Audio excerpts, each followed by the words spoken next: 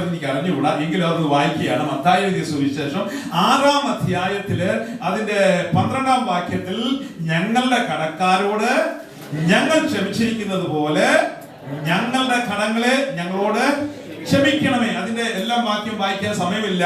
അതിന്റെ 14-ാം വാക്യം 15-ാം വാക്യം ഇങ്ങനെ വായിക്കുന്നു: നിങ്ങൾ മനുഷ്യരോട് അവരുടെ പിഴകളെ ക്ഷമിച്ചാൽ സ്വർഗസ്ഥനായ നിങ്ങളുടെ പിതാവ് നിങ്ങളോട് ക്ഷമിക്കും. പ്രത്യേകിച്ച് ഇതിനെക്കുറിച്ച് വിവരണം പറയണമെന്ന് ആവശ്യം നമുക്കെല്ലാം ബുദ്ധിയും ജ്ഞാനവും ഇതെല്ലാം ഇതിൽ പല പ്രാവശ്യം കേട്ടിട്ടുള്ളതാണ്. പരിശുദ്ധാത്മാവ് നമ്മെ ഓർപ്പിച്ചുണർത്തുന്നതാണ്. നമ്മുടെ കടങ്ങളെ ദൈവം ക്ഷമിച്ചെങ്കിൽ നമ്മുടെ സഹോദരനോട് അവൻ ഹൃദയത്തിൽ കൈക്കുവെച്ചുകൊണ്ടിരിക്കാൻ കഴിയത്തില്ല. അങ്ങനെയെങ്കിൽ നമ്മുടെ പ്രാർത്ഥനയ്ക്ക് അവിടെ ബ്രേക്ക് ആവും. ഹല്ലേലൂയ. ഇതാണ് അതിൽ പറയുന്നത്. നിങ്ങൾ മനുഷ്യരോട് പിഴകളെ ക്ഷമിക്കാഞ്ഞാലോ നിങ്ങളുടെ പിതാവ് നിങ്ങളുടെ പിഴകളെയും ക്ഷമിക്കുകയില്ല. ഈ ഭാഗമെല്ലാം നമ്മൾ വായിച്ച് കേട്ട് നമ്മളത് ഭാഗമെല്ലാം വായിച്ചെന്നാണ് എന്റെ വിശ്വാസം. പത്രോസ് കർത്താവിനോട് ചോദിച്ചത് ഒരു കാര്യം ഓർപ്പിക്കുന്നു. ഒരു സഹോദരനോട് എത്ര വട്ടം ക്ഷമിക്കണമെന്ന് പറഞ്ഞപ്പോ 70 വട്ടം എന്നാണ് കർത്താവ് പറഞ്ഞത്. ഒരു ദിവസത്തെ കണക്കാ കേട്ടോ. ഹല്ലേലൂയ. അപ്പോൾ 490 പ്രാവശ്യം ക്ഷമിക്കണമെന്ന്.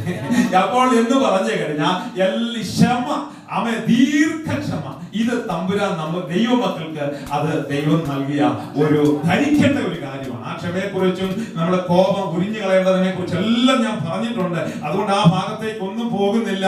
നമ്മൾ ആ താലന്ത് വെള്ളിക്കാശിന്റെ കാര്യങ്ങളെല്ലാം പറഞ്ഞല്ലോ. 100 വെള്ളിക്കാശ് കടം വിട്ടവന് കൊങ്ങായി കയറി പിടിച്ച കാര്യങ്ങളെല്ലാം 1000 വിളച്ചു കൊടുത്തതാണ്. അതുപോലെ നമ്മുടെ ഫലവിധമായ പാപങ്ങളെ ദൈവം ക്ഷമിച്ചു തന്നു. കാൽവരിയിലെ സ്നേഹം, തന്റെ പുത്രനെ സ്നേഹിക്കാതെ നമ്മെ സ്നേഹിച്ചതല്ലേ.